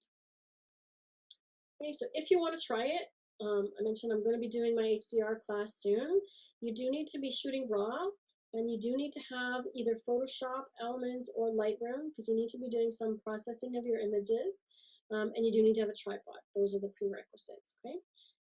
If you're already subscribed to my email list, you'll get notice when the class is available. If you want to try it on your own, the software that I use is Photomatics, and you can get 15% off if you buy it using that code. Okay? If you get the 32-bit plugin, I have done an interview with a fellow named Keith, and the interview link is there. This will be all in your notes. You'll get a PDF of this. If you want to watch the interview, he talks about his method, how he does it in under 5 minutes while he eats a bowl of ice cream. So if you'd like to know how to make HDR when you eat ice cream, watch the interview with Keith. I love the ice cream bit. Okay. We talked a lot about shallow depth of field. You may have heard the term bokeh. It's that out of focus bit in the background where the light sources turn into sort of little blobs of light. Okay? So this is bokeh. You do need to have a fairly large aperture. Ideally 1.8 or 2.8 are going to give you the best bokeh. That's where that nice little 50 1.8 inexpensive lens comes in. Pick one of those up. Okay? So lights in the background, that's a Christmas tree off in the background, and the lights are sparkling and they turn into these blobs of light. Okay? The shape of the blobs have to do with your lens and the aperture. Nothing in the foreground, just blobs of light, just for something different. Okay? We talked about shallow depth of field, right? As using that as a compositional element where you have your background fall out of focus. It's a very stylized way of doing portraits, and it's very popular in weddings right now, where you have just the eyelashes in focus. And I have one to show you like that. Okay, so just the front water, and notice we've got that bokeh in the background. The water back there that's sparkling is all blobs of light. Cat's face in focus, body is not. Okay, so the shallow depth of field, it really falls off quickly. Okay, again, the face, not the body. Focused on the guitar, on the handle up at the top, whatever that's called, and then the fellow becomes background because he's out of focus. Okay, so this is all from that really nice big wide aperture. So her eyelashes are in focus, the rest of her is not. Right. I'm going to leave you with another one you to play with, similar to shadows, is reflections. Okay, so I like to have fun with reflections. Then you see self-portrait. So if you look closely, you'll see me on the wheel of this tire. Okay.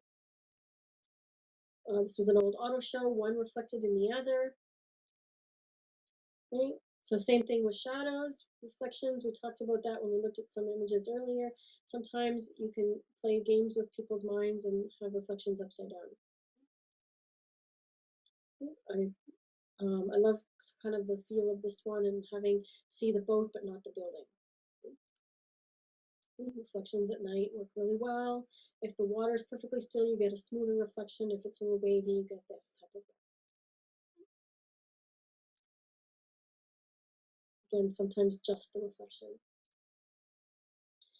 Okay, so the last bit I want to do is storytelling, and I've obviously put way too much into this lesson, so you guys have got lots of information to take you forward. But I'm going to talk to you about storytelling. So, especially when you travel, if you do travel or you're covering an event or something, start thinking in terms of your trip as a story and how to create a photo story. Okay, so cover all aspects of that place or event in every way. Okay, so what is the feeling you got from that place? Come back with images that are going to tell that story to somebody else who's never been there. Okay?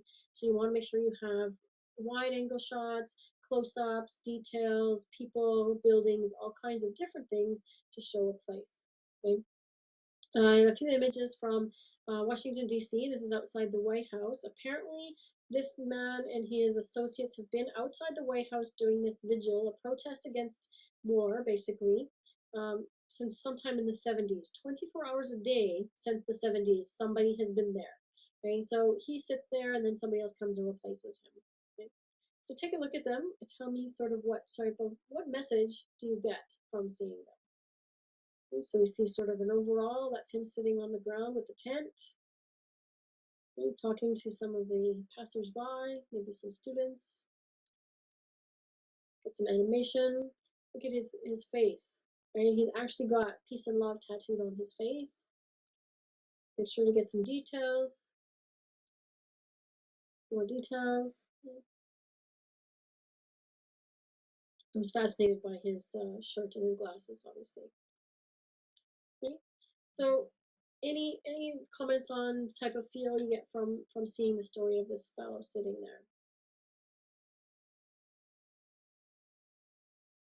Anybody? I like the idea of telling a story through the pictures as a traveler. That's what I do.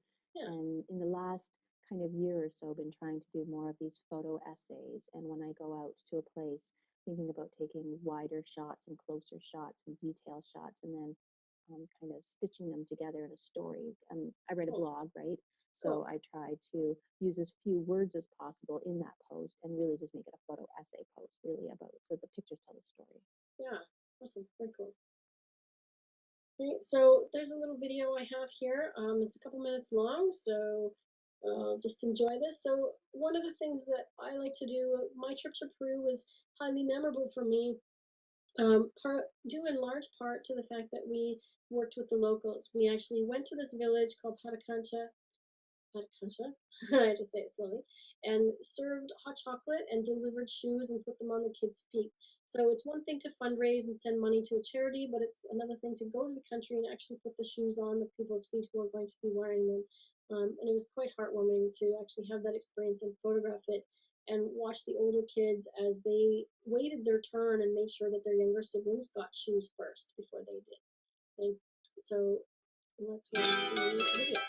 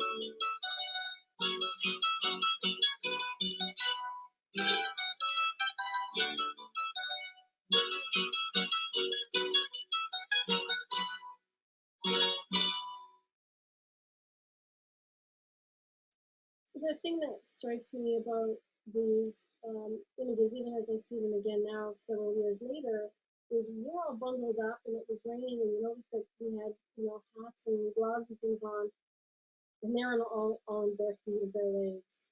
So it's a huge perspective shift. So I'm going to leave you with some assignments and what to do with your images. Obviously, if you're on Facebook, you're probably already sharing them. You've had experience of Flickr, right? If you want to expand it, there's lots of places that other groups that you can join on Flickr. It's not my favorite place. 500px is another one that some people use. I use Zenfolio if you want to get into more creating an online portfolio for yourself. That's the one that I would recommend. And I also suggest making a photo book of your project at some point, okay? So you're actually going to have an assignment to do that. This is all in your notes, okay? Even though I spelled review photography wrong, I'll fix it in the notes. Okay? Make something physical. I find that in this digital age, people stopped printing things. Okay, so you're actually going to have an assignment for that too. So what have we learned? I'll give you some practice exercises to work on from here and a few last bonus tips to send you off. Okay? So the people that are still our diehards that are left, I'm going to go through one by one and just tell me at least one thing that you've learned, and do you feel that your photos are better now than 4 weeks ago? Let's start with Brenda. Let's just go from the top to One thing I've learned definitely is light, light, light. The soft and the hard light. Yeah, I guess, and my photography. I don't know if it's improved since 4 weeks ago, just because I haven't had time to take any pictures. I'm very torn in taking this new camera on this trip I bought just for ease of it versus taking my other camera. So now I don't know what I'm going to do there, but I'm just need the time now. I'm kind of looking at this stuff and listening and going, oh, I can just try all this stuff on this holiday. It's going to be fun. Absolutely. So I'm sure it's improved. It's just. Do you feel you've got some tools to, if you're not improved so far, you've got some tools to do so? Oh, yes. Yeah. And some of it I've played with. So again, it's just seeing, more tips on the painting with light and the HDR. Like, I mean, I've tried it on my own and stuff like that. So, just I've written some little notes to things for my trip, and I'll take this little cheat sheet with me and stuff. Yeah, I'm excited. It's good. Been good, darling. Okay, let's go to Olivia. I really liked, I think it was 2 weeks ago, how you're saying to like limit yourself. And because I kind of just go out and just want to shoot everything and like zooming in and out and running around, whatever. So I really like that. I think that's going to help me. Cool. Do you feel that you've improved over the course of the class? Yeah, I think it. Yeah, I think from now on I'm going to kind of try and think like with the framing. Like I went out just looking for that and try and do that more. Awesome. Sharana? Oh, hi, thanks. Well, I learned lighting is something I certainly need to work on. Um, and the simplifying was very helpful to me. The elements of composition, oh, that Mhm. was extremely helpful about the Awesome. different perspectives and the way you had to choose our lens and moving around. That walking around exercise was hugely helpful. And there were so many things in that one, and I just found everything so helpful. There's so much. The little things are big things and important. Awesome. Thank you. Cool. Sheila? Definitely the lighting exercises were very helpful. I feel more confident about photographing. In fact, I did the participated in the worldwide photo walk on Oh, Saturday, nice. and I shot all my photos in manual. Good for So I you. feel real confident about making the adjustments and a lot more relaxed about trying different things with my camera. So that's real helpful. Awesome. That's great. I'm glad you participated. Make sure that you enter something in that contest as well. Okay. Even if you don't think you have anything, just enter for the experience of entering and Okay. seeing what everybody else does. That's great. Thank you. And how many people were on your walk? Just curious.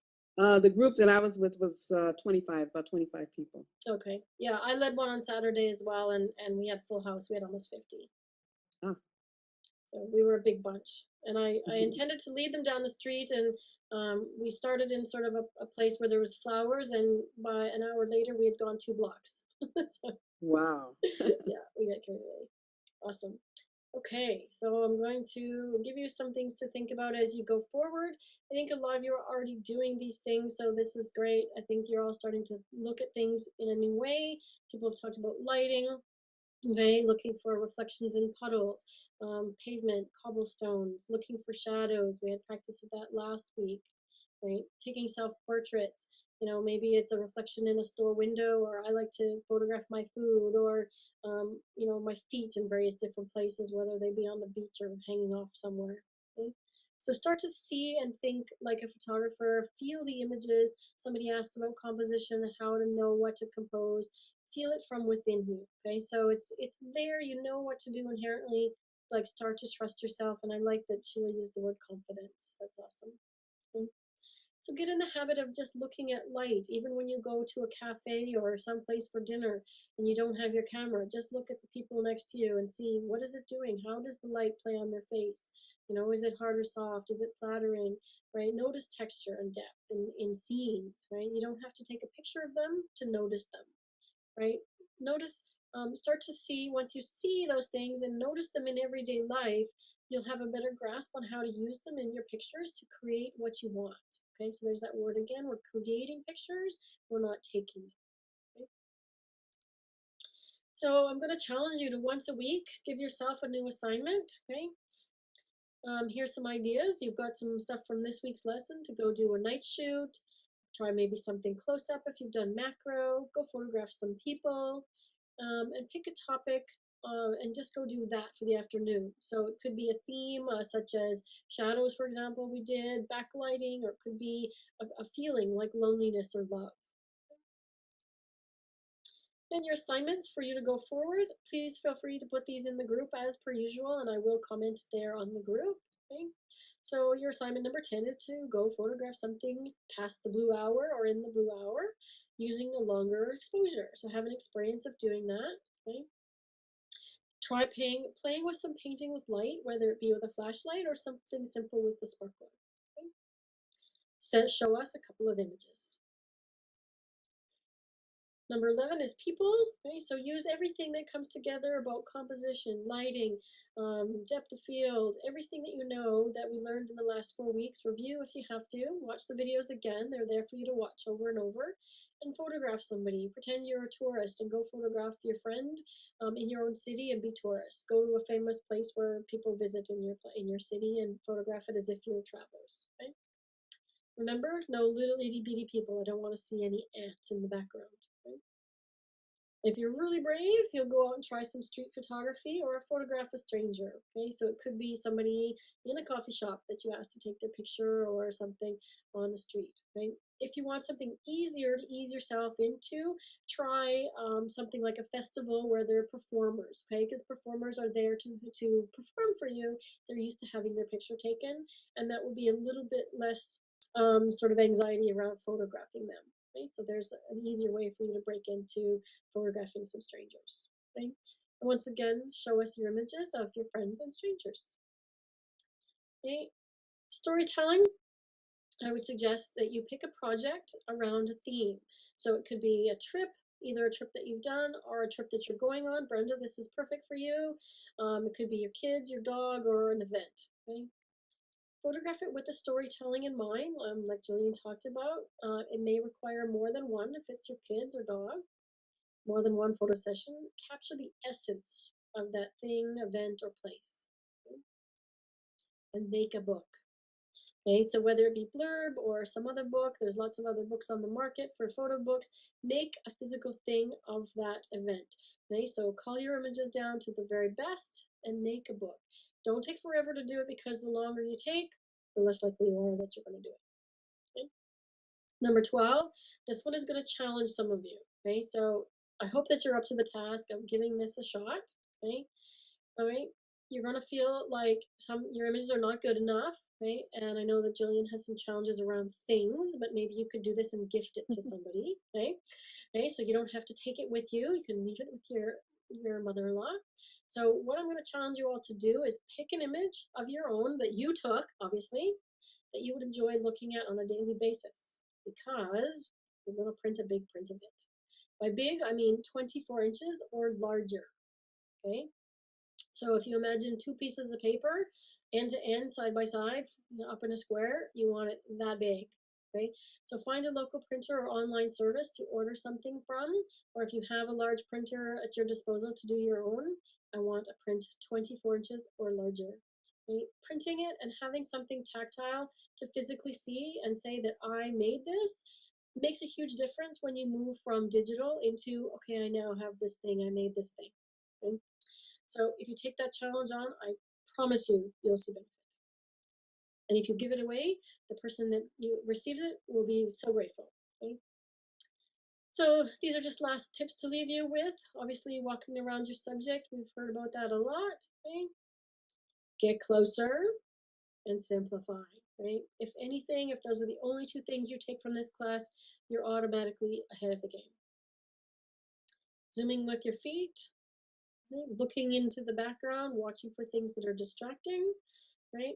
Watch what you, Olivia said this best, watch what you don't include in the frame as well as what you do, right? Instead of shooting everything, be a little bit choosier.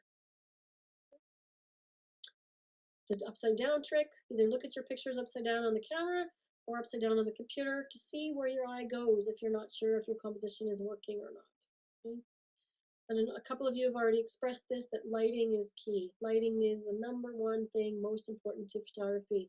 If you have a good subject with bad lighting, you still have a bad picture, right?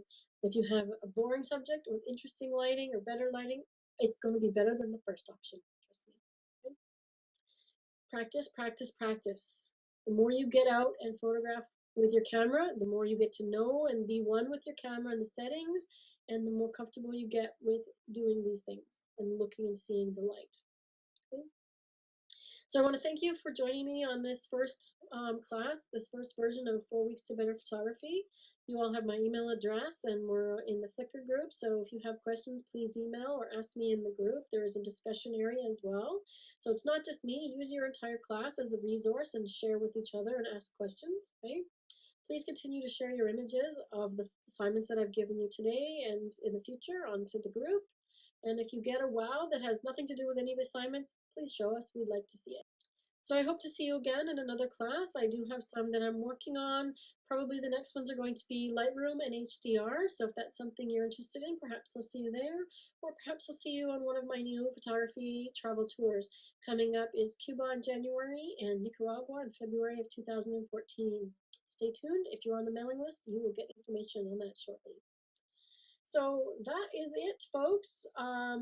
we are done our class, and I thank you again for joining me. It's been a fabulous ride.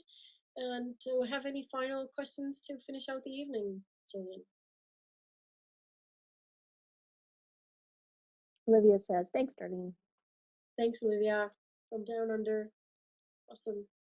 Thanks very much, all ladies this evening. So thanks, ladies. Have a great week, and we'll see you on Flickr and hopefully in the future. Take care.